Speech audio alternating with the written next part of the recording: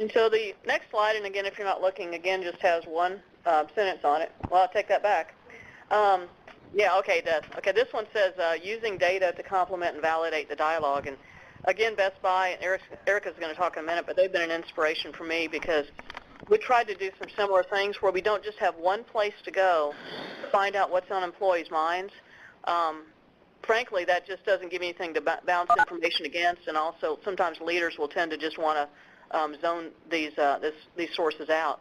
But if you have multiple sources for feedback, for example, we have a grassroots community here, and you start to see in some of the other channels feedback starting to point to an issue that, frankly, sometimes leaders or other people don't want to pay attention to.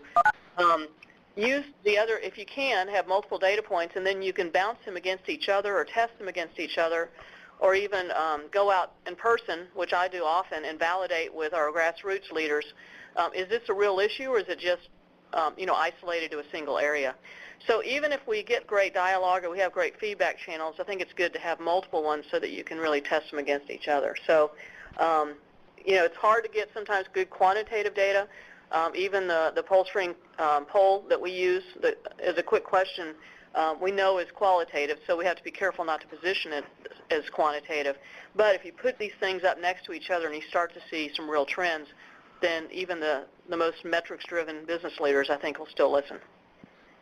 Betsy, you provided as well a visual. Do you want to walk us through that? Okay, and here's where I'm hoping everybody's been able to get to the presentation, and if not, then it sounds like David will be providing you a follow-up. So, that's correct. So like the guy who's talking to the weather map without having the map on the TV screen.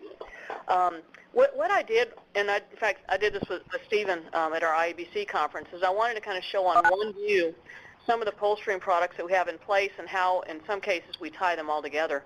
We don't always do this, by the way. We may have a top story on our intranet page, which you may be able to read that or not, but it's called Connect. So we may have a top story, and then we may have a quick question in the upper right that might be totally unrelated. But in this case, we had a pretty interesting and important industry issue called insure to value. And basically, if I moved in my home, which I did 26 years ago, and I haven't ever updated my homeowner's insurance policy, if it were to burn down tomorrow, the chances are that I probably haven't covered it in today's dollars. And so often people will get a check for much less than they expected. So huge issue for us and for our employees to understand. So this was an example of where we actually used all the pieces of the pollstream products that we had, and I wanted to just put it on one page so there's a lot of little tiny type. But if you start at one is the top center of our intranet page for employees. We have about 22,000 employees, by the way, and this is really their primary source for news and information. And so one is the actual story itself, where we got some information. At the bottom of the story, we typically invite ratings and comments, which is the pollstream comment engine. And so you can see on number 2 that we've got several people commenting on this story, and even hopefully within a comment thread, there's replies within that thread. There's another, and we can talk to this later if people are interested, but there's another feature called expert feature. And if somebody asks a question that our typical reporter doesn't have the answer to, we'll often connect with a business and have them get in on this conversation in the bottom left. And then if you follow the arrow from the main screen over to the right, you see a blow-up of the actual pollstream poll that we used for this question. And really what we're kind of doing is testing knowledge. We're throwing some scenarios out there to see how well employees might understand. So by the way, this is not related to the story. We're just kind of really getting a very fundamental sense of what they think this issue is. And so you can see, so that's number 3 is the actual related question. Then number 4 shows you how people voted and the fact that we can use this poll now to enhance the communication by sending employees to other reference materials or information should they want to dig a little bit deeper. And by the way, we know not every employee is going to dig deep on every issue, but if they want to, this gives us a great way to do it on several levels, both through the comment engine and through the polls. And obviously, they're rating the story as well, which gives us a pretty good indicator of story effectiveness. So that's kind of a lot of stuff going on one page, but just to show you how we can work some of these things together. In your experience, I guess I have a 2-part question. First of all, have you noticed that leadership comes from places other than the boardroom? And I guess the second question was if you could Talk a little bit about what it took to earn senior management buy-in as part of this dialogue process for you. That's a great point. So let me start with the first one. And frankly, I think the idea that leadership is not only in the boardroom is probably the fundamental premise of all of this, and why, not only why it should work, but I think why it does work. And that is there's really a collective intelligence in every organization, and the question is, can we tap into it? And another example, David, is our grassroots organization.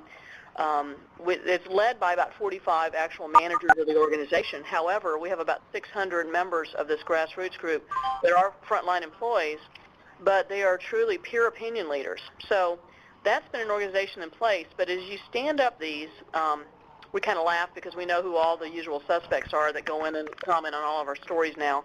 But you'll find quite a few will step forward and have the courage to do so, and maybe even, provide some dissent or some other points of view. So to your point, what I think is so valuable about these conversations is you're starting to identify the true leaders and I'd say influencers of an organization where they're curious, they're open-minded, and they're probably influential in terms of talking with their peers and helping reinforce messages. The second, so did that answer that, you think? It does, and I think it again just reinforces what we're beginning to talk about with social capital, that leadership takes all sorts of forms, and it's about making those connections to drive insight for the entire organization. Mm-hmm. So the second was around maybe some of the challenges or the experience of earning senior management buy-in. Absolutely, and so to be honest, sometimes it's your own management within a communication function. What I've found is it's the old PR or internal comm model is often, we tell and they do, right? So it's very much a hierarchical or paternalistic top-down approach. And frankly, I still work with a lot of people because that's how we were all raised in this business. But it's really hard to learn how to ask a question and then shut up and listen.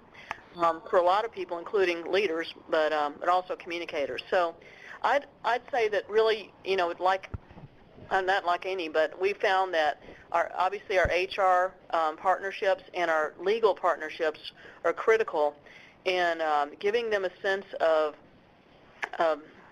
just a sense of peace that we know what we're doing, that we have a plan and a process.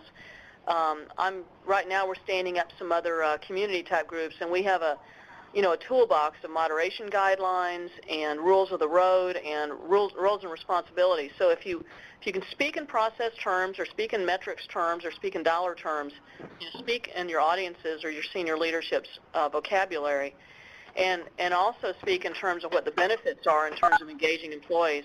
There's tons of research out there, obviously. It's how do you hone it down to what's relevant for your group. So yes, we've been down about a 2.5-year road of starting with some softball questions on the poll stream comments. Then we having a couple of pretty sensitive issues get out there and have conversation around, and it made a few people uncomfortable.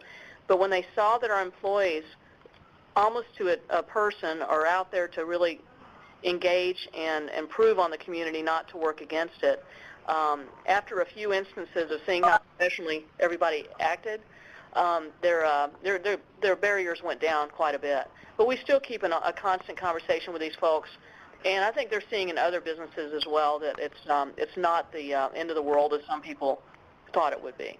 Well, Betsy, while I have you here, I think a good segue might be from a question that we have from Adam, who's part of our audience today. You talked about engagement, and managers love metrics. Adam wonders aloud if employee engagement is the key metric you're looking to drive your investment. Yeah, and not everybody agrees, I think, on the same metric. Luckily, we've engaged, and I believe, Ericka, you can address this at Best Buy, but I think we're both using now the Gallup Q12, and so there's some very specific messages or questions in that Q12 survey, which we're going to start doing annually now. I think one is my opinions seem to count or something like that. So we actually now, and this is a luxury for us because we haven't had this before, have an internal gauge and a comparative norm through Gallup on how well employees feel like they're being heard, are they part of the community. So, yeah, you can take some higher level engagement stats. And by the way, my favorite engagement discussion was Towers Perrin talking about two elements of engagement. One is discretionary effort, and the second is intent to stay. So obviously retention could be a downstream effect of engagement. Discretionary effort is really talking to what I think we're talking about today, and that is employees are doing their jobs, but they're also going above and beyond and trying to move the whole organization forward. So again, that's probably our best indice. The other thing, though, is that if we have a specific community or need, we always try to put it on that client, that business client. You know, if you want to do this communication, how are you going to measure success? We can do all the writing, but what's the behavior you're trying to change? And so, to me, ideally, the high-level indices is one thing, but the best thing is to have, for that project and this conversation or story that we're going to turn to conversation, what do you want to see happen and how are you going to measure it? Because often I think it should be in the business side, not ours. That's a great point. Well, we thank you, Betsy, for joining us this morning. Of course, or this afternoon, rather, you'll stay around for questions. Sure will.